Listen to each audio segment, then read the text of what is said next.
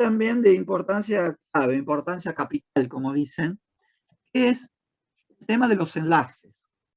Porque cuando hablamos, por ejemplo, de una especie común, por decirlo de alguna manera, como es el anión sulfato, decíamos, bueno, cómo estaba formado el sulfato, cuántos átomos hay, de qué elementos son, que, bueno, tiene una carga neta que es tanto, qué significa esa carga neta global, que es un ion, específicamente es un anión.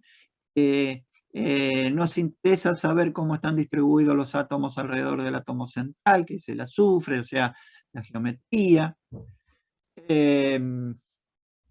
Pero nos interesa muy particularmente cómo están unidos entre sí los átomos. Y ahí aparece el concepto típico de la química, que es el enlace químico. Y en este caso también nos va a interesar fundamentalmente cómo se enlazan los ligandos al átomo central, en especial cómo se enlaza el átomo donante. Entonces, para poder entender y explicar eso, ustedes saben, como vieron en química general, hay distintas teorías de enlace, es decir, distintos planteos de cómo puede explicarse la forma en que se enlazan o se ensamblan los átomos en una estructura química, en este caso un complejo. Dentro de esas teorías de enlace, hay varias para los complejos. Hay varias.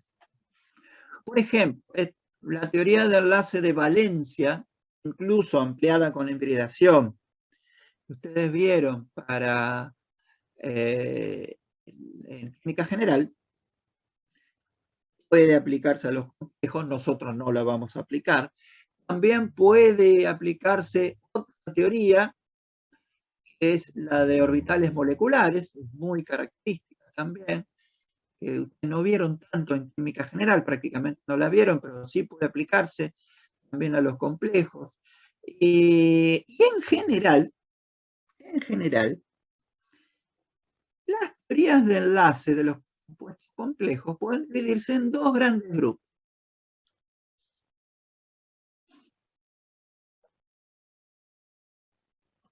Recuerden, bueno, entre paréntesis, recuerden lo que yo les dije de siempre acostumbrarse a ir tomando apuntes adicionales de cosas que se van diciendo que no están, que no se pueden poner todas en una diapositiva. En este caso, eso que le estoy diciendo, dos grandes grupos de teorías de enlace, con una diferenciación muy concreta.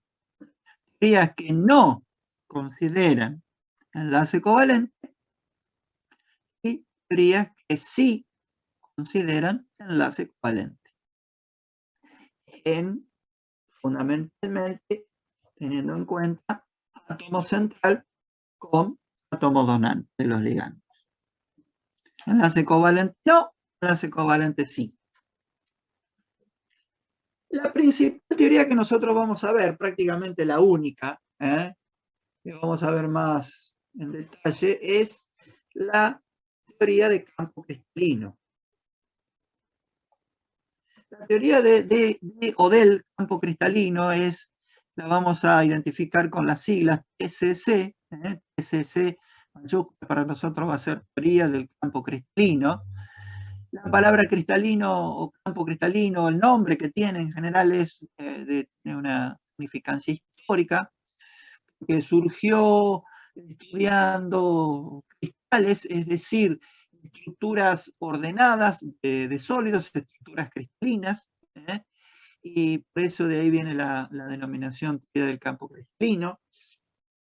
Y esta es una teoría no covalente, una típica teoría no covalente. O sea que no considera de ninguna manera enlace covalente en su desarrollo.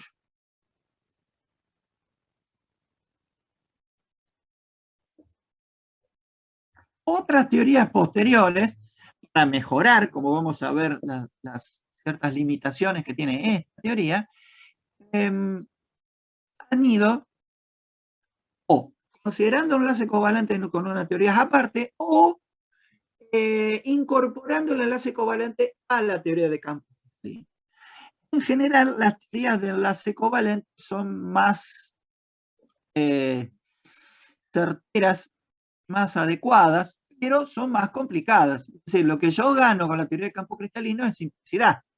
¿Qué es lo que pierdo? Como siempre, cuanto más simple es una teoría, más limitaciones puede llegar a tener. Esa es una cuestión que es un poco lógica, ¿no es cierto? De todo modo, esta teoría explica ciertas propiedades, tanto químicas como magnéticas, estructurales, espectrales. Las propiedades espectrales son las relacionadas con la interacción de una determinada materia, una determinada especie con la luz. Dentro de esas están la propiedad del color, una propiedad típica que es la propiedad del color, que es la que vamos a ver. Se llaman espectrales porque están relacionadas con el espectro electromagnético de la luz.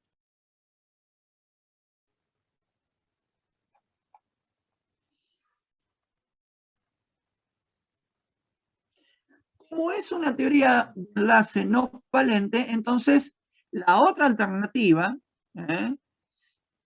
sería, cuando ustedes vieron, por ejemplo, en química general, tipos de enlaces, hay en general tipos básicos de enlace, aunque después, bueno, las estructuras pueden tener algunas combinaciones de ellos, pueden tener ciertas complicaciones, pero los tipos básicos son tres. ¿Cuáles son esos tipos de enlaces que ustedes vieron en química general? Les pregunto. Iónico, covalente y metálico. Exactamente. Iónico, covalente y metálico. El metálico es un enlace que se puede considerar como un caso especial covalente. Como es tan especial, se lo considera aparte como una tercera opción. Pero está muy emparentado con el enlace covalente.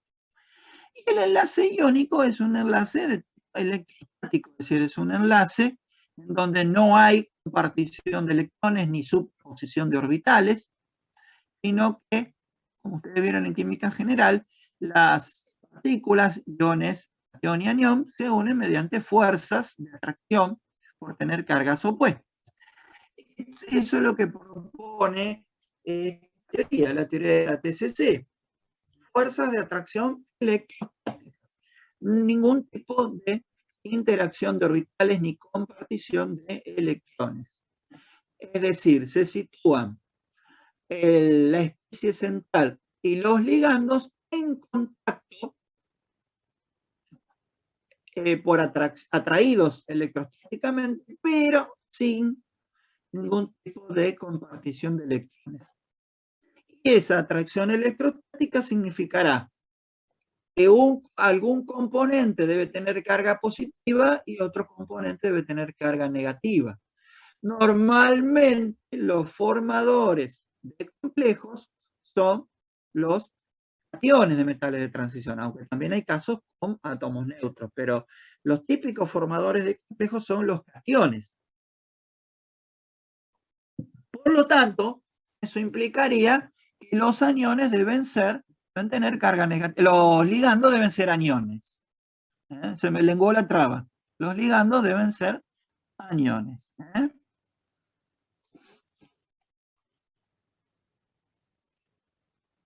Entonces, si consideramos el M, que es la especie central, con una cierta carga N+, una cierta carga positiva,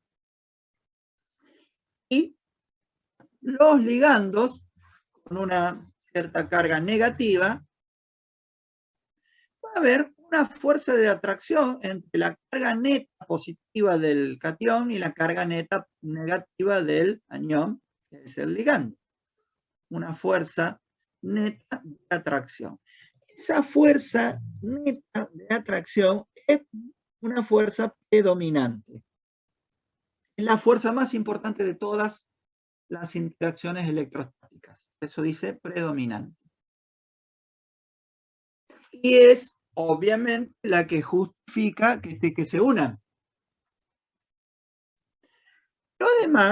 Pero además, individualmente se pueden establecer otras fuerzas de interacción, o sea, de acción mutua. Cuando hablamos de interacción,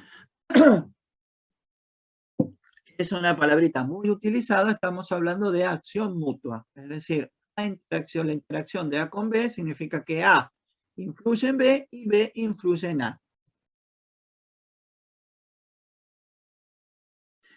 Decíamos, puede haber fuerzas de atracción individuales, por ejemplo, entre los núcleos, entre los protones de los núcleos, o entre los protones de cada núcleo y los electrones del otro componente. O no solo fuerzas de atracción, mejor dicho, no solo fuerzas, por ejemplo, entre los protones, también fuerzas entre los electrones, que son fuerzas de repulsión. Las fuerzas entre partículas del mismo signo, ustedes saben que son de repulsión. Dentro de todas esas fuerzas, hay una que en particular rescata y estudia y como decimos, la rescata para estudiar, hacer su desarrollo, la teoría de campo cristalino, es la fuerza de repulsión entre los electrones, especialmente los electrones D, que tenga el M, el catión metálico. Estamos hablando de que los electrones D en una especie de transición neutra o catiónica, los electrones D son de importancia fundamental y lo van a hacer en esta situación de los complejos también.